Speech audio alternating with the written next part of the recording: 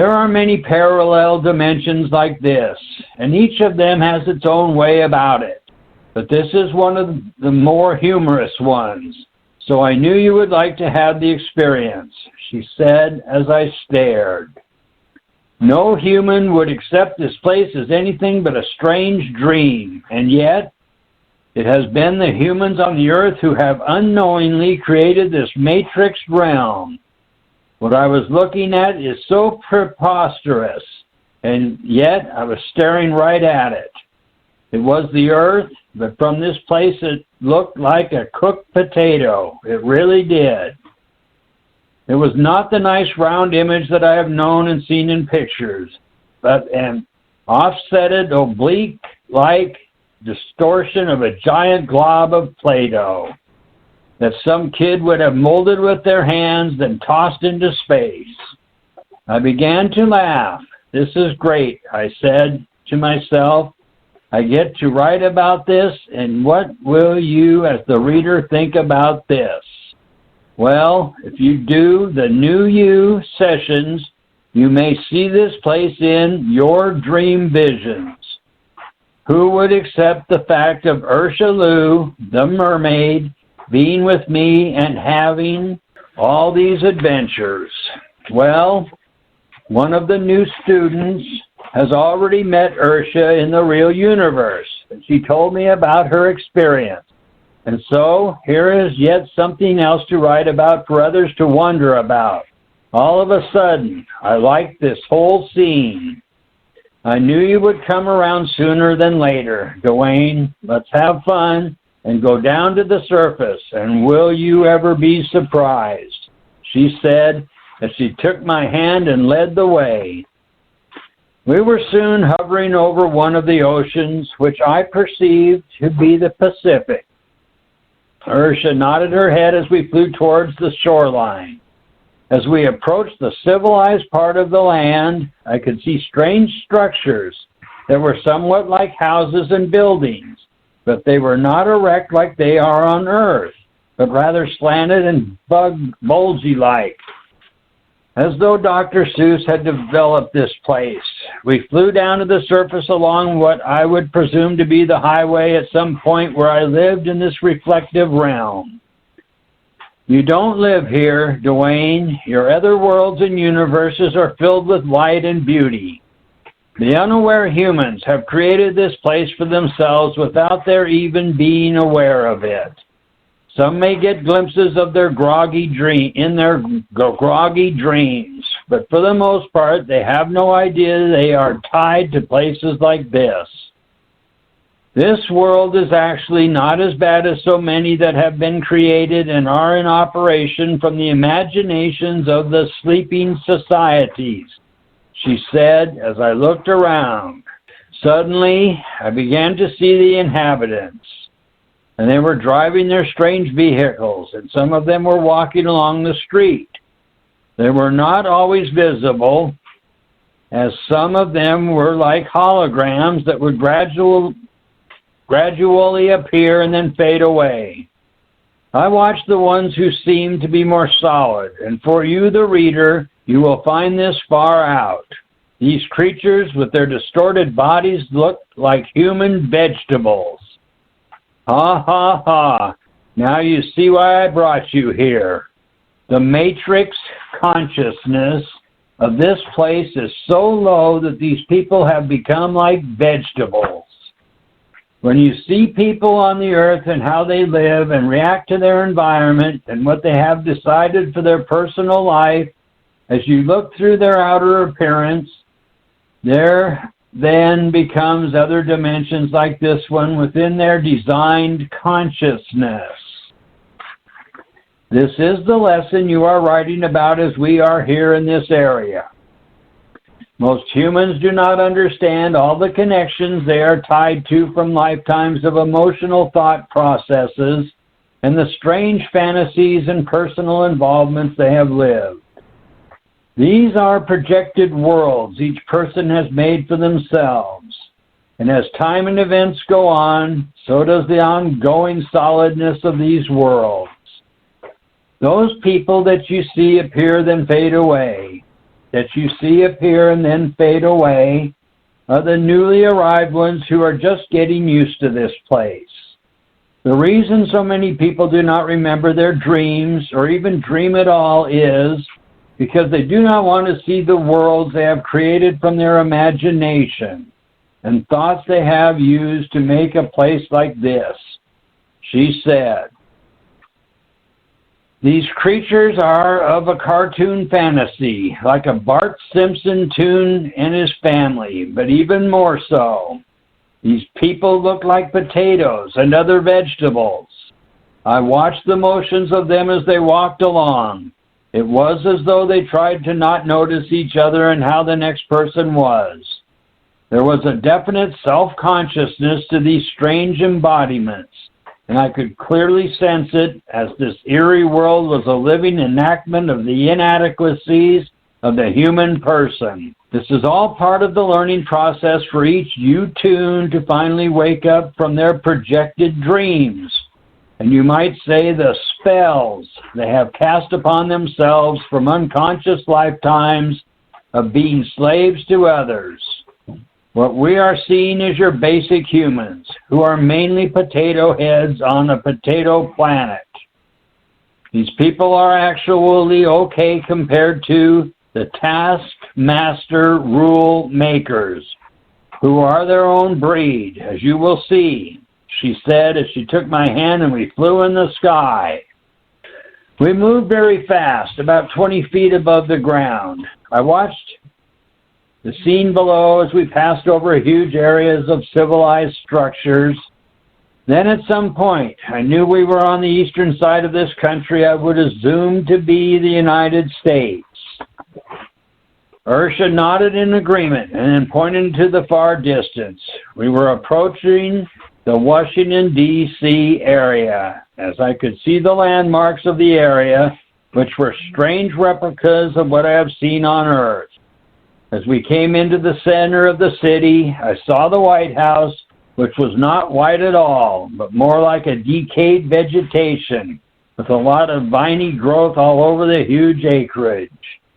Ursha led us down to the surface, and we landed in front of the entrance.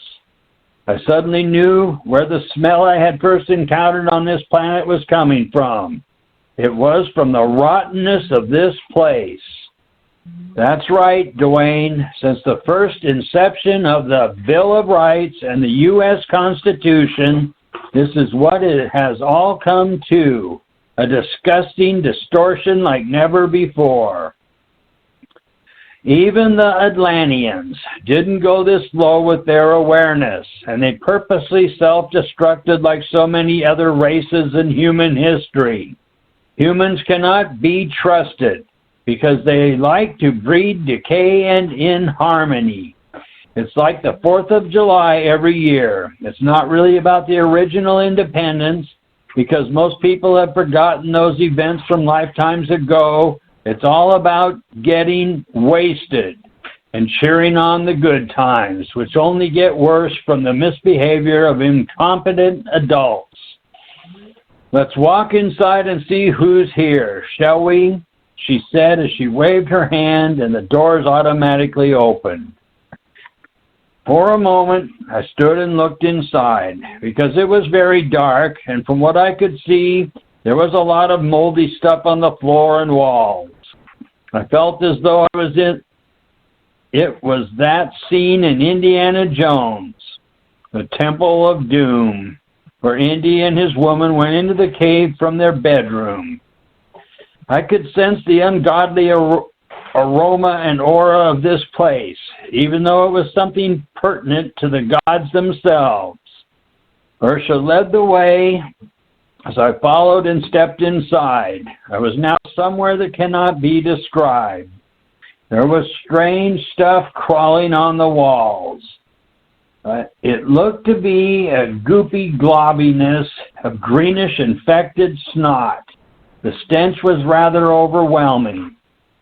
I wanted you to see this place firsthand because it is from all the malignant intent of those who have taken over as their own authorities those who have an adamant attitude of ruling all the potato heads and veggie brains on the planet. This is part of the real side of what the authoritarians of the earth have created from all their misdeeds, she said. As we walked along, the distorted embodiments that occupied this place began to appear. I was very surprised to see they were not like the potato heads of the so-called average citizen. Not at all. These creatures were more like sausage links with arms and legs, a malfunctioning version of the hot dog tune in those commercials for Der Wiener Schnitzel. As I looked closely at them, I could see what would have been their hands and feet. They had pig hoofs with all four. What a sight, I said to myself as I watched their animated movements. You might say these people are low-life pig parts because they display the idea of being animalistic with their nature and consciousness. They have developed a tendency to want whatever they want, and it is usually from others and their labors. So they are like pigs, which is what you are seeing here. These are some of the workers for the bigger pigs, and that is where we are going right now. To a meeting with big pigs. To a meeting the big pigs are having, said Ursha as I followed her. We walked along the grotesque, distorted hallway. I would stop at times to look at the pictures on the walls. They were of some of the past presidents of the United States. Most of them were old-looking and resembled large buildings, bulging sausages. When we came to the end of the hallway, Ursha stopped and pointed to a set of doors directly in front of us. The ogre office. Dwayne, this is where all the big frauds laid out for the potato heads take place. From the earth, it all looks so official and proper. But we are seeing things how they really are from this area of the real side. Let's go in. There is a meeting taking place right now, and this is why I brought you here at this time, she said as she made the door open for us. I followed Ursha into a dimly lit room. As I saw a group of fat-headed sausage creatures sitting around a big table. I knew they couldn't see us because of their low-life consciousness. I followed Ursha around the room as she pointed out certain things about what was taking place. These rancid pig-part conglomerations were laughing and drinking as though it were some kind of party for them. They wore apparel that looked to be something proper for who they were and what they were presenting themselves as. Half of them smoked what looked to be large hand-rolled cigars. The air was polluted with their stench, as I could also smell these pig brains and the lack of proper deodorant they must have forgotten to use before coming here. Ursha began to explain the scene. Take a closer look at the president, Dwayne. It is none other than Abomination. I know it's hard for you to identify them, but that's Bushbrain and Clintoxin sitting next to him. They are discussing all the illegal drugs they are smuggling in, along with the GMO tech foods, genetically modified organs for the unsuspecting potato heads. They have implanted radical toxins in the GMO tech seeds so they can eliminate most of the planet's populations. What we are seeing is what is taking place now. You already know about these things, and now your readers will have a better understanding of what is taking place on the earth. Of course, just like the scene we are in right here, most people will consider what you are writing about to be science fiction. not at all realizing that all life on Earth is already science fiction, she said as I watched.